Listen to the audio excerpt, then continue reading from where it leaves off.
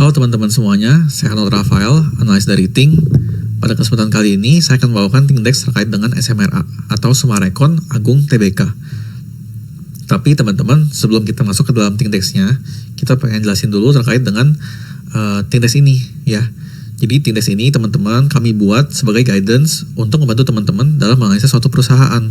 Tetapi ketika teman-teman ingin memahami bisnisnya secara keseluruhan, alangkah baiknya teman-teman melakukan deep dive research seperti Think Case, ya. Tanpa lama-lama lagi, kita langsung masuk aja ke dalam Think Dex dari SMRA ini. Di dalam Think Dex ini teman-teman, kita bagi frameworknya mulai dari owner, ya. Kita pengen kenal dulu nih, owner dari SMRA ini tuh siapa sih, ya. Yang kedua adalah model, di mana kita pengen memahami gambaran singkat terkait dengan bisnis model dari SMRA. Lalu ada business highlight, di mana kita pengen tahu what's happening in the business, ya. Yang terakhir adalah outlook, ya. Kurang lebih seperti itu.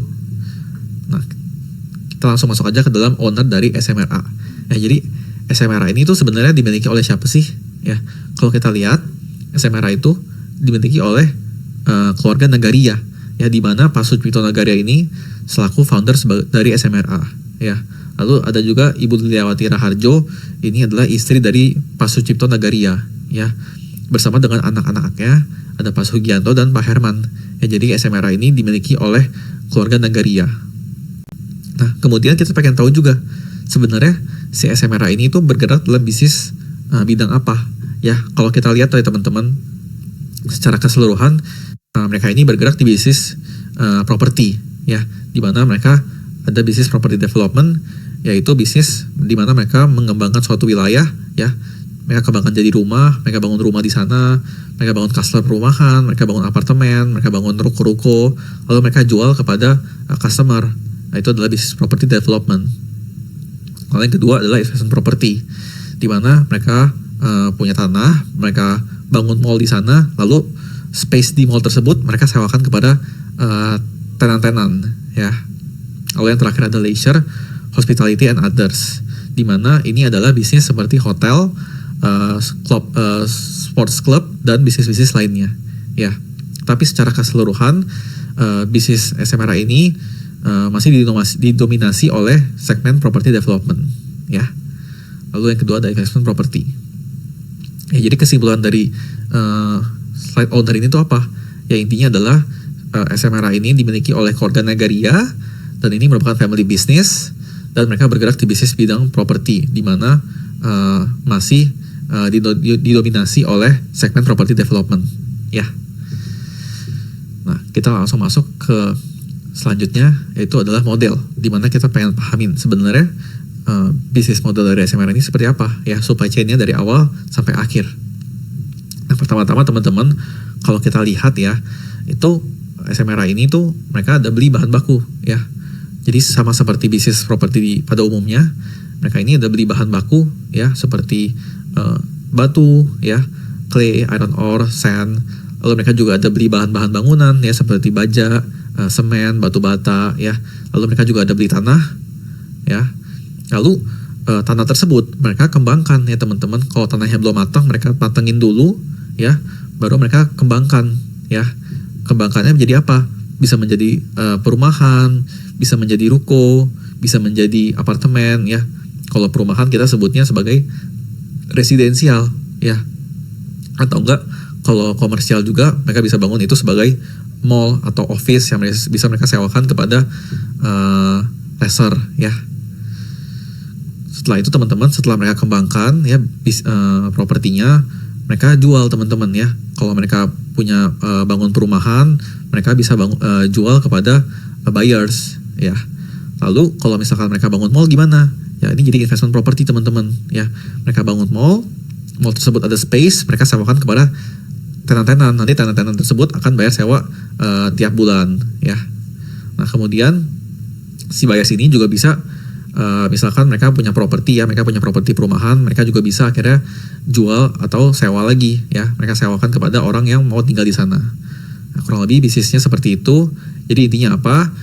SMRA ini pertama-tama mereka beli bahan bakunya dulu, bahan bangunannya, lalu mereka beli tanahnya, kemudian tanah tersebut mereka matangkan, lalu mereka kembangkan jadi perumahan, ya, lalu mereka jual perumahan tersebut kepada customer, ataupun tanah yang mereka punya juga mereka bisa kembangkan menjadi suatu mall dan mereka sewakan space di dalam mall itu kepada tenan-tenan ya, kurang lebih seperti itu.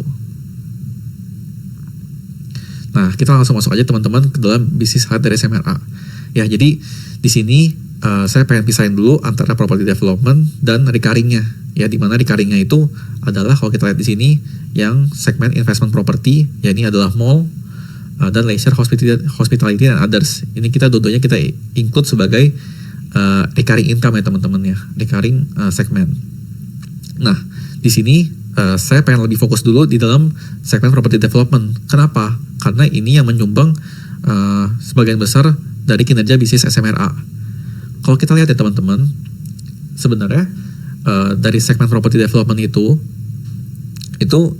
adalah yang menopang kinerja dari SMRA. Ya, jadi ini sebagian besar revenue dari SMRA itu masih disumbang oleh segmen property development.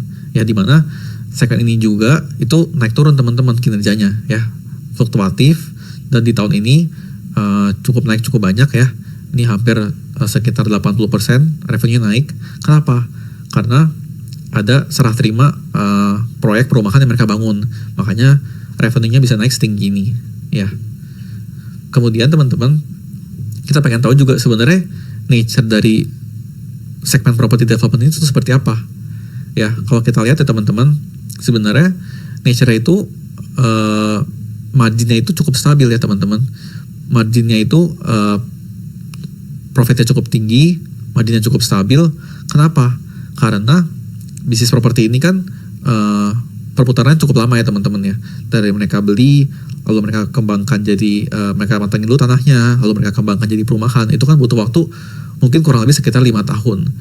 Maka dari itu perputarannya lama ya, dan modalnya juga besar karena kan mereka harus beli tanah, mereka harus beli bahan bangunan ya. Makanya modalnya besar. Maka dari itu mereka menuntut margin yang besar juga. Ya, kalau kita lihat di sini makanya kelihatan bahwa operating profitnya itu bisa sampai 30% ya. Dan kalau kita bisa lihat marginnya juga tergolong cukup stabil ya, di sekitar 30% plus. Nah, kemudian teman-teman, kan kalau di bisnis properti itu yang paling penting adalah land bank-nya ya, seberapa besar tanah yang mereka punya ya, dan bagaimana lokasi dari tanah tersebut. Nah, kalau kita lihat ya teman-teman, SMRA ini bisa dibilang punya tanah yang cukup besar ya, di mana mereka punya sekitar hampir 2.000 hektar ya, di mana lokasinya terpecah belah dari Greater Jakarta ya, paling besar di Greater Jakarta. Ini ada di wilayah Serpong, di wilayah Bogor, di wilayah Bekasi ya. Sisanya mereka juga ada diversifikasi ke wilayah-wilayah lain seperti Makassar, Bandung, dan wilayah-wilayah lainnya ya. Dan kalau kita lihat di sini juga teman-teman, kita juga harus tahu apakah mereka itu beli land bank-nya itu di harga yang murah atau enggak ya. Kalau kita lihat di sini teman-teman, bisnis land bank dari SMRA ini itu mereka beli cukup murah ya, di mana mereka beli di sekitar 300.000 per meter persegi ya. Kenapa bisa murah? Karena mereka ini membeli tanah-tanah sudah berpuluh-puluh tahun yang lalu ya. Jadi mereka beli itu ketika harganya masih murah ya. Makanya nggak heran kalau kita lihat di sini rata-rata nilai tanah yang mereka punya itu sekitar ratusan ribu per meter persegi ya, kurang lebih seperti itu. Nah, kemudian setelah kita tahu ya aspek terpenting dari suatu bisnis properti, kita pengen lihat juga tanah tersebut mereka kembangkan jadi apa. Kalau kita lihat ya teman-teman, SMRA itu sebagian besar tanahnya itu dikembangkan menjadi properti rumah tapak ya. Jadi sebagian besar penjualannya itu mereka ditopang oleh rumah tapak ya, 75%. Di mana penjualan tersebut ya terbagi teman-teman, terbagi antara berbagai wilayah ya. Ada wilayah Serpong yang paling dominan, lalu ada Bogor, Bekasi, Kraun Gading, ini adalah Bekasi juga teman-teman, Bekasi Utara, dan sisanya terbagi ya, ada Makassar, Bandung, dan wilayah-wilayah lainnya ya. Jadi dari sini kita tahu bahwa SMRA itu secara land bank mereka masih punya banyak di wilayah Greater Jakarta, which is itu Serpong, Bekasi, dan Bogor. Lalu dari segi penjualannya mereka pun juga masih dominan di wilayah Greater Jakarta juga ya, dimana mereka juga ada sekarang udah mulai masuk ke bisnis properti di Makassar dan Bandung, ya. Kemudian teman-teman, kita pengen tahu juga nih, ya, apakah mereka ini tuh jago jualan atau enggak? Apakah mereka setiap kali jualan itu bisa laku atau enggak? Ya, kalau kita lihat ya teman-teman, dari project yang sedang berjalan sekarang, ya, itu tingkat lakunya ya, tingkat sold outnya itu cukup tinggi teman-teman kalau kita lihat, ya, dari sekitar dari tahun ke tahun ini naik juga ya, mereka kembangkan terus projectnya, ya, dan setiap tahun itu naik terus nih teman-teman, ya, yang laku terjual, ya. Jadi bisa dibilang bahwa SMRA ini cukup jago jualan. Kenapa? Karena setiap kali project yang mereka kembangkan itu hampir selalu laku teman-teman, ya, sekitar 90%, ya. Jadi kita bisa bilang bahwa SMRA ini punya tingkat kelakuan penjualan yang cukup tinggi, ya. Nah, kemudian kita pengen tahu dong, kenapa sih mereka itu bisa jago jualan? Ya, kenapa mereka bisa bangun suatu proyek lalu bisa sold out-nya itu cukup besar, ya, bisa dibilang laku lah barangnya. Di sini kita lihat ya teman-teman, mereka punya berbagai macam properti, ya, mereka punya pengembangan di berbagai daerah. Kita lihat di sini mereka punya pengembangan di daerah Serpong, Tangerang, Kelapa Gading, Kerawan Gading ini Bekasi Utara, lalu ada Bekasi, ya. Kenapa mereka bisa jago jualan? Pertama-tama kita lihat dulu teman-teman dari segi lokasinya, ya. Kalau kita lihat di sini teman-teman, lokasi mereka itu cukup bagus, ya, di mana mereka kebanyakan tadi punya di daerah wilayah Jakarta, ya. Setahu kan Jakarta ini kan adalah pusat dari ekonomi Indonesia. Maka dari itu kita lihat di sini, ya, mereka punya banyak proyek di daerah Jakarta, ya. Jadi dekat dengan pusat ekonomi, ya. Dan kalau kita di sini teman-teman, dari Serpongnya sendiri itu dekat dengan akses tol, ya, dari baik Serpong, Tangerang, Kelapa Gading, Bekasi Kerawan Gading, Bekasi yang Sumarekon Bekasi, itu semua dekat dengan akses tol, ya. Jadi mereka punya akses yang cukup bagus, ya, untuk membantu orang yang tinggal di sana itu bisa langsung bermobilitas ke daerah Jakarta Tengah, Jakarta Pusat, ya. Jadi dari segi lokasinya udah bagus, ya, dekat dengan akses tol. Kemudian di daerah tersebut juga mereka kembangkan berbagai fasilitas yang bisa membuat orang itu jadi nyaman tinggal di sana, ya. Contohnya itu di Gading Serpong teman-teman, ya, dimana dulu kan saya ada pengalaman tinggal di daerah sekitar Tangerang, ya, dimana saya waktu itu kuliah. Jadi waktu itu saya tinggal di Alam Sutra. Nah, jadi saya cukup familiar dengan daerah Gading Serpong, dimana kalau saya sempat keliling juga di daerah sana, dimana mereka punya fasilitas cukup lengkap, ya, dimana mereka punya rumah sakit, ya, mall, ya, lalu ada universitas. Kenapa hal ini penting teman-teman? Karena supaya orang itu nggak usah jauh-jauh ke daerah tengah, mereka udah punya fasilitas yang cukup di situ, ya, baik itu fasilitas pendidikan, fasilitas kesehatan maupun fasilitas hiburan, ya. Jadi berdasarkan pengalaman saya pribadi, ya, memang di daerah Tangerang itu udah cukup komplit lah, ya, udah cukup komplit dari segi fasilitas, dari segi hiburannya juga cukup banyak, terutama di Gading Serpong, ya. Karena dulu based on pengalaman saya pribadi, saya tinggal di Alam Sutra, saya juga cukup sering ke daerah Serpong. Kenapa? Karena memang hiburannya lebih banyak, ya. Dan kalau ditanya apakah mereka cuma bangun di Serpong doang fasilitas-fasilitas ini, ya, tapi enggak juga teman-teman. Dimana di daerah contohnya Kelapa Gading, ya, Kelapa Gading ini saya juga tinggal di sini sekarang, mereka juga punya fasilitas cukup lengkap, ya. Ada mall juga, mall Kelapa Gading, ada juga rumah sakit Mitra Kelapa Gading, lalu ada juga sekolahan seperti BPK Penabur dan lain-lain. Ya, jadi secara keseluruhan teman-teman, kalau kita tinggal di daerah Sumarekon, ya, itu sebagian besar sudah terisi oleh fasilitas-fasilitas yang cukup mumpuni, ya, kurang lebih seperti itu. Nah, tapi untuk fasilitas itu apakah dibangun oleh Sumarekon atau enggak? Jawabannya enggak juga teman-teman. Dimana kalau mall itu mereka selalu bangun, ya, jadi setiap daerah mereka punya selalu ada mall di sana.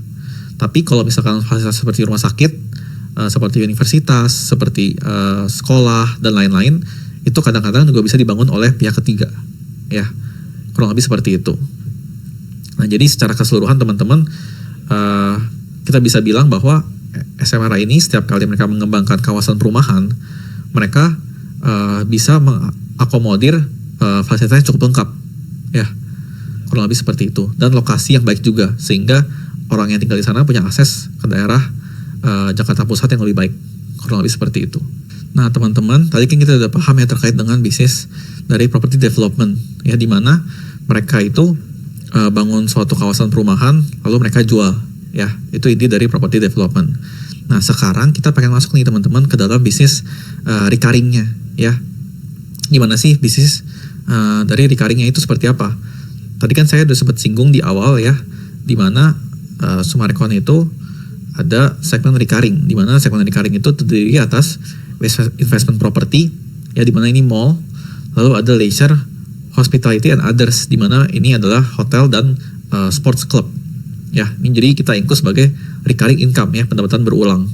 Nah di sini teman-teman kita pengen paham dulu sebagai owner suatu bisnis, ya, kita pengen lihat bagaimana sih nature dari bisnis recurringnya, ya. Kalau kita lihat ya teman-teman, namanya kan juga recurring, ya, pendapatan berulang. Kalau kita bisa lihat sebenarnya recurring revenue-nya itu cukup stabil ya teman-teman. Ini ada penurunan karena lagi COVID, ya, dimana kan kalau COVID ada lockdown, pembatasan ke mall, makanya kinerja juga ikut turun. Nah tapi setelah itu udah recover dan cenderung bertumbuh teman-teman, ya, cenderung bertumbuh malah. Dan kalau kita lihat juga teman-teman, profitnya itu cukup tinggi, ya, operating profit marginnya sekitar 30% dan angkanya cukup stabil. Kenapa bisa stabil? Karena ya kalau mereka menjalankan suatu mall, kita bisa tahu bahwa biayanya itu kebanyakan pasti depresiasi bangunan, ya, atau enggak bisa jadi biaya maintenance, ya, biaya operasional, dan itu semua sebagian besar fixed cost. Jadinya pasti profitnya akan lebih stabil, ya, marginnya. Dan marginnya kita bisa lihat ini tinggi juga teman-teman, ya, sekitar 30%. Tadi kan saya sudah sempat singgung juga di awal, kenapa sih kok bisa bertumbuh terus teman-teman kinerjanya. Nah kita coba lihat di sampingnya teman-teman, ya. Tapi kita sebelum kita tahu bagaimana bisa bertumbuh, kita pengen lihat dulu siapa sih, ya, mall yang paling menyumbang kontribusi terbesar terhadap kinerja dari recurringnya, ya. Kalau kita lihat ya teman-teman, sebagian besar itu dari Mall Kelapa Gading, ya, Mall Kelapa Gading, lalu ada Mall Serpong dan Mall Bekasi. Sisanya ada Mall Bandung, Mall Villaggio ini masih kecil lah teman-teman, ya. Jadi mostly itu masih disumbang oleh Kelapa Gading, Serpong dan Bekasi, ya. Nah, tadi saya udah sempat singgung juga di awal, kenapa sih mereka itu bisa bertumbuh kinerjanya, ya, revenue-nya. Karena kalau kita lihat, ya, dalam 5 tahun terakhir sewanya itu terus bertumbuh teman-teman, ya. Tarif sewa kepada tenan itu terus bertumbuh baik di 3 daerah ini. Makanya nggak heran bisa naik juga revenue dari recurringnya, ya. Nah kemudian teman-teman, dari segi trafficnya juga paling tinggi di daerah 3 ini, ya, dari segi trafficnya. Kenapa bisa tinggi teman-teman traffic di daerah mall tersebut? Karena based on pengalaman saya pribadi, tinggal di daerah Kelapa Gading dan daerah Serpong, itu daerah di sekitar sana, ya, itu bisa main ke mallnya Summarecon, ya. Contohnya Mall Kelapa Gading, pasti kalau di Sunter nggak ada pilihan, di Kemayoran nggak ada mall, mereka akan larinya ke Kelapa Gading, ya. Jadi mereka bisa menarik masyarakat di sekitar wilayah tersebut. Begitu pula juga dengan Serpong, ya. Serpong itu kan daerah Gading Serpong, ya, itu kan sekitarannya ada BSD, ada Alam Sutra, ya, bahkan ada daerah Karawaci juga, ya. Mereka itu bisa pindah ke mall lain teman-teman. Contohnya saya di Alam Sutra, pilihannya cuma antara Living World dan Mall at Alam Sutra, ya, dimana itu mall juga nggak itu besar. Mau nggak mau kalau saya pengen lebih banyak pilihan lagi, saya akan perginya ke Summarecon Mall Gading Serpong, ya. Jadi based on pengalaman saya pribadi juga, mall Summarecon ini, ya, itu terletak di daerah yang cukup oke, di mana mereka itu bisa menarik masyarakat di wilayah di sekitar situ, gitu. Jadi nggak heran kita bisa lihat trafficnya itu cukup tinggi, ya, sekitar 20 sampai 30 juta orang per tahun, ya. Dimana kalau kita coba hitung ya teman-teman, kemarin saya coba sempat hitung, berarti rata-rata orang di daerah Kelapa Gading dan sekitarnya itu rata-rata 1 kali seminggu ke mall, ya. Jadi saya bisa bilang kinerja dari mallnya SMRA itu cukup bagus, ya. Kenapa? Karena mereka bisa tarik masyarakat dari sekitar sana, dan orang-orang situ juga cukup sering ke mall, ya. Jadi makanya nggak heran kinerja cukup bagus, ya. Kurang lebih seperti itu. Tadi kan saya juga sempat bahas kenapa sih bisa rame, ya karena tadi mereka bisa narik daerah di sekitar situ, ya, masyarakat di daerah sekitar situ. Nah tapi kita juga harus tahu dong, kenapa kok orang mau ke mallnya SMRA, ya kan?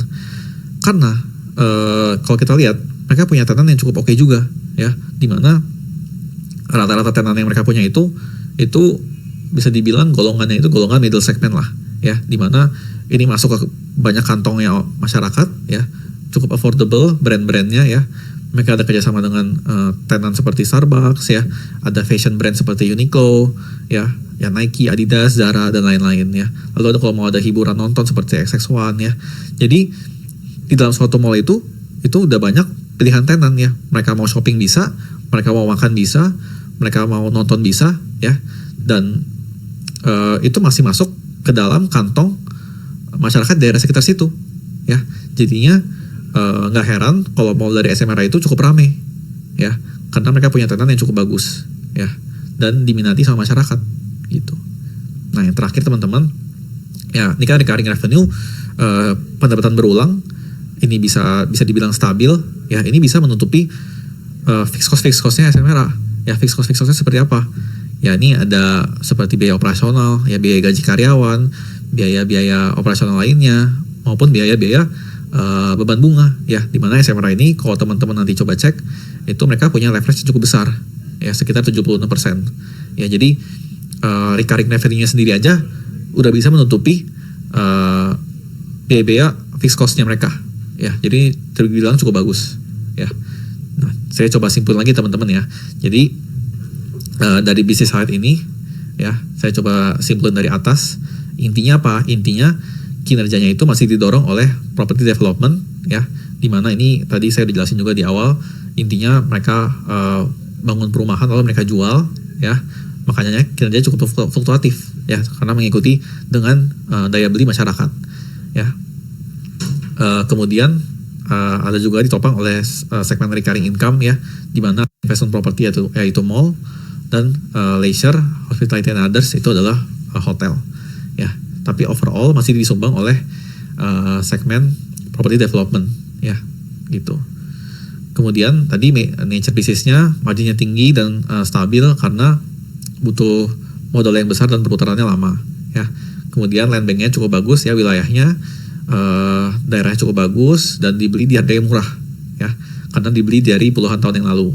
Lalu daerah land bank tersebut mereka kembangkan jadi perumahan kebanyakan, lalu mereka jual, ya, makanya kita lihat di sini mereka kebanyakan jualannya jual rumah tapak, dan di wilayah masih sebagian besar, ya, daerah Serpong, Bogor, Bekasi, Keramat Gading, ya, ini daerah Greater Jakarta. Lalu mereka juga jago jualan teman-teman, di mana setiap proyek yang mereka kembangkan itu bisa dibilang cukup laku lah, ya. Mereka punya tingkat ke sold out-nya yang cukup tinggi, jadi bisa dibilang setiap kali mereka mengembangkan proyek itu cukup bagus, ya, dan akan selalu bisa dibilang berhasil, ya. Kenapa bisa berhasil? Tadi saya sudah sempat bahas. Intinya kawasan yang mereka pilih itu dekat dengan akses tol sehingga bisa mobilitasnya lebih enak.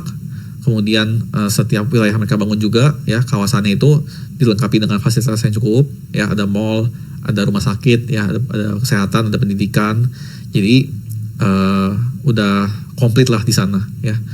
Kemudian dari segi jarak juga, ya, ke daerah Jakarta, ya, di mana Jakarta ini kan kita tahu sebagai pusat ekonomi itu cukup dekat juga, range-nya sekitar 1-2 jam, jadi cukup oke secara jarak tempuh. Kemudian dari segi segmen recurring-nya teman-teman, profitnya tinggi, marginnya stabil karena sebagian besar fixed cost. Yang mall yang paling ramai itu Kelapa Gading, Serpong, dan Bekasi, ya. Kenapa? Karena mereka bisa narik daerah sekitar sana, masyarakat di daerah sekitar sana. Kemudian kenapa bisa ramai juga ya? Karena mereka punya tenan yang cukup bagus ya. Nah teman-teman, sekarang kita akan masuk ya ke bagian outlook dari SMRA. Ya, jadi di sini teman-teman kita mulai dulu dari segmen yang property development-nya dulu ya. Nah di sini teman-teman ya, sebenarnya SMRA itu masih punya lahan yang belum dikembangkan cukup banyak ya. Dari total 3.400 hektar, mereka punya sekitar 60% area itu belum didevelop ya. Jadinya di sini kita bisa expect bahwa runway mereka itu masih panjang ya. Seharusnya mereka masih bisa mengembangkan proyek di beberapa daerah yang masih belum dikembangkan secara besar-besaran. Contohnya ini apa? Contohnya seperti Serpong, Bandung, Makassar, Bogor, dan Kraun Gading ya. Jadi ya seharusnya runway mereka masih panjang dan mereka masih bisa develop di area-area yang cukup bagus ya. Nah lalu ada insentif PPNDTP teman-teman. Nah intinya apa? Kalau kita beli rumah biasanya kan ada kena PPN ya 11%, lalu ada BPHTB 5%. Nah kebetulan di 2025 ini PPN itu didiskon sama pemerintah ya.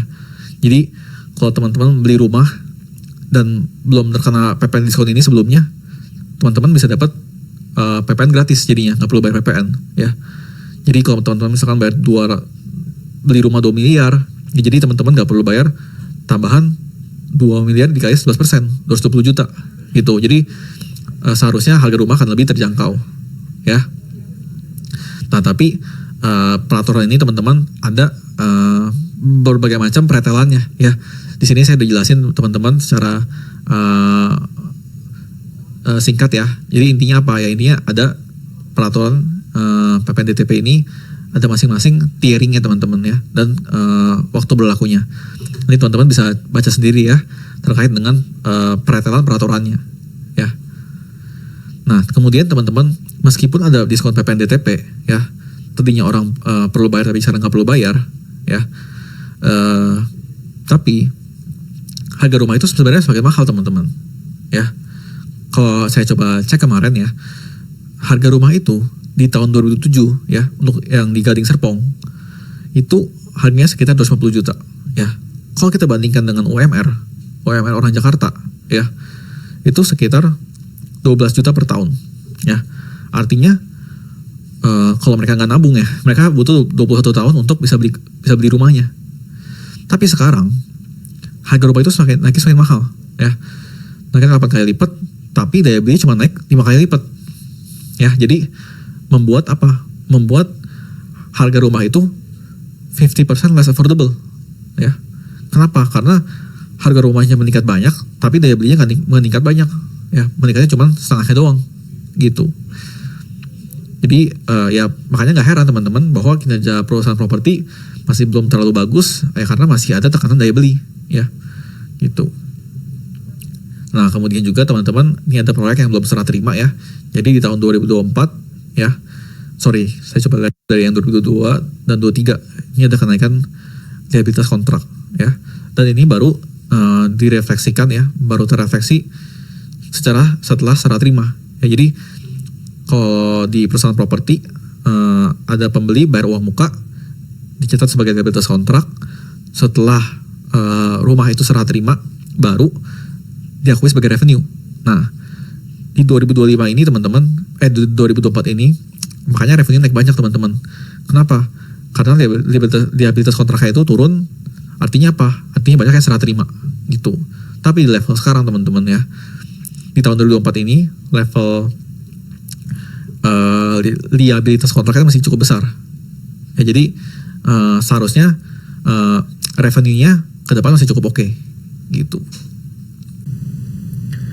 Nah teman-teman, sekarang kita masuk ya ke bagian outlook selanjutnya. Tadi kan kita udah bahas terkait dengan outlook dari property development. Sekarang kita akan masuk ke outlook dari yang recurring-nya. Nah jadi teman-teman, ada namanya Sumarekon Investment Property ya. Ini adalah anak usahanya SMRA yang khusus membawahi properti investasinya SMRA ya, di mana properti investasinya SMRA itu apa? Itu mall-mall yang mereka punyai, seperti mall Sumarekon Serpong, mall Sumarekon Bekasi, dan lain-lainnya. Nah, teman-teman, tadinya itu di bawah Summarecon Investment Property ini adanya mall-mall ini teman-teman ya. Ada Mall Serpong, Mall Bekasi, Mall Bandung, dan Mall Kerawang dan mall lain-lainnya. Tapi di sini belum ada mall yang Kelapa Gading teman-teman ya. Jadi sebelumnya itu mall Kelapa Gading itu masih langsung di bawahnya SMRA langsung ya, belum di bawahnya SMIP. Nah sekarang teman-teman sudah dipindahin nih ya, yang tadinya di bawah SMIP cuma mall-mall ini, sekarang di bawahnya SMIP udah ada mall Kelapa Gading ya. Jadi di bawahnya mall Kelapa Gading yang tadinya di bawah SMRA langsung dipindahin ke di bawahnya SMIP ya, seperti itu kurang lebih. Nah teman-teman, dari perpindahan ini teman-teman ya, SMRA itu harus bayar, sebenarnya ini cuman perpindahan dari di bawahnya SMRA langsung tapi menjadi di bawahnya SMIP ya, di mana SMIP ini sebenarnya juga anak usahanya SMRA. Nah dari perpindahan ini aja teman-teman, perpindahan aset ini aja ya, SMRA itu harus bayar sekitar 5% pajak ya dari nilai aset Kelapa Gading, which is itu sekitar 8 triliun teman-teman ya. Jadi SMRA harus bayar sekitar 400 miliar hanya untuk memindahkan Summarecon Mall Kelapa Gading langsung di bawahnya SMIP ya, dari yang tadinya di bawah SMRA. Nah jadi mereka harus bayar 400 miliar teman-teman ya, cuman untuk pindahin doang. Nah sebenarnya ngapain teman-teman ya si SMRA ini perlu ngeluarin uang sebesar itu ya, ini mungkin hampir sekitar setengah dari profitnya untuk cuman pindahin dari cuma pindahin anak usahanya doang ya, pindahin properti investasinya doang. Nah dugaan dari kami adalah mereka ini mau IPO-in SMIP ya. Jadi SMIP ini akan di IPO-in, jadi makanya supaya lebih besar lagi mereka masukin Mall Kelapa Gadingnya ke bawah SMIP ya. Nah indikasi lainnya apa teman-teman ya, mereka SMRA ini juga mencatat prepaid expense ya, di mana mereka ada bayar prepaid expense terkait dengan biaya IPO sekitar 12 miliar rupiah. Nah jadi ini adalah indikasi yang cukup kuat untuk menandakan bahwa sepertinya SMIP ini akan di IPO-kan oleh SMRA ya. Nah teman-teman, sekarang kita lanjut ya ke bagian selanjutnya, di mana SMRA ini juga sedang melakukan ekspansi teman-teman ya, ekspansi di mall ya. Jadi yang pertama, mereka ada beberapa proyek ekspansi. Yang pertama saya akan bahas dulu terkait dengan yang Summarecon Mall Bekasi. Jadi sebenarnya Summarecon Mall Bekasi ini udah ada teman-teman ya. Mungkin luasnya sekitar yang bisa disewakan itu sekitar 58.000, tapi mereka sedang melakukan perluasan hampir 2 kali lipatnya teman-teman ya, menjadi 100.000 area yang bisa disewakan, 100.000 meter persegi ya. Nah jadi ini akan semakin luas, dan nanti kedepannya ya tenan-tenan yang akan menempati Mall Bekasi akan semakin banyak juga teman-teman ya. Nah ini kapan selesai teman-teman, kurang lebih di akhir tahun 2025 teman-teman ya. Nah ini kira-kira akan mendapatkan profit terhadap SMRA sekitar 50 miliar teman-teman. Nah selanjutnya ada, mereka sedang bangun mall teman-teman ya, mall di Makassar. Jadi mereka kan juga ada membangun kawasan perumahan di Makassar. Nah mereka bangun mall di sekitar situ ya, di mana sekitar luas area yang bisa disewakan adalah sekitar 31.000 meter persegi ya. Ini kira-kira akan menambahkan profit sekitar 10 miliar terhadap bottom line-nya SMRA. Nah ini sedang dalam tahap pembangunan dan direncanakan akan selesai pada akhir tahun 2026 teman-teman ya. Nah kemudian teman-teman, selanjutnya mereka juga ada beberapa rencana ya, masih dalam tahap rencana untuk membangun mall baru, di mana mereka akan bangun di daerah Kerawang Gading ya, Bekasi Utara, lalu di Bogor ya, dan di Tangerang teman-teman ya, di mana di daerah itu semua juga mereka juga bangun kawasan perumahan di situ ya. Jadi setiap kawasan perumahan akan mereka bangun mall juga di situ ya, dan ini masih dalam tahap rencana teman-teman. Kalau lebih seperti itu ya, terkait dengan outlook dari recurring. Nah teman-teman, sekarang kita akan masuk ke bagian today's cash ya. Jadi SMRA ini sebenarnya menariknya adalah dari sisi today's cash-nya, dimana sebelumnya ya saya ada sedikit melakukan penyesuaian terkait dengan perhitungan today's cash-nya SMRA. Jadi kita take out inventory-nya supaya tidak double counting teman-teman. Untuk perhitungan earnings-nya kita take out inventory. Nah di sini kita include beberapa aset mereka ya yang kita bisa hitung, yaitu adalah cash teman-teman ya. Mereka punya sekitar 3,3 triliun. Land bank ini kita sudah adjust ya dengan harga pasarnya ya. Dengan harga pasar kita sesuaikan, dengan luas tanah yang bisa terjual kita sesuaikan lagi, dan kita juga sesuaikan dengan kepemilikan yang sepenuhnya dimiliki oleh SMRA ya, luas tanahnya berapa. Nah, kita dapat angkanya kurang lebih sekitar 14,6 triliun. Ya. Lalu yang ketiga ada aset investment property teman-teman. Ya. Kenapa angkanya bisa 12T? Karena kurang lebih seperti ini teman-teman. Ya, tadi kita tahu bahwa manajemen itu mengestimasi kurang lebih ya, bukan mengestimasi tapi nilai aset Kelapa Gading ya itu kurang lebih sekitar 8 triliun. Ya, 8 triliun itu nilai aset Mall Kelapa Gading doang teman-teman ya, belum memperhitungkan Mall Serpong ya, Mall Bekasi, Mall Bandung, dan mall lain-lainnya ya. Maka dari itu kita bisa bilang sebenarnya pasti nilai asetnya kurang lebih sekitar 12 triliun teman-teman ya, mempertimbangkan bahwa nilai aset Kelapa Gadingnya aja menurut manajemen aja itu 8 triliun ya. Nah, oleh karena itu teman-teman, kita dapat today's cash-nya sekitar 29,9 triliun, di mana kita harus potong lagi dengan total liabilitas mereka ya 19,7 triliun.